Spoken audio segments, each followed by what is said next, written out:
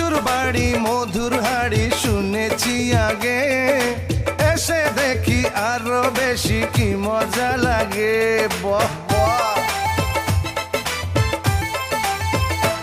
ও শ্বশুর বাড়ি মধুর হাড়ি শুনেছি আগে, এসে দেখি আরো বেশি কি মজা লাগে।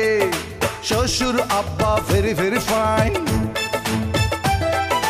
মেজাজ হইলে 69। ওরে শ্বশুর আব্বা ভেরি ভেরি ফাইন, মেজাজ হইলে 69, অনেক সেবা পায়।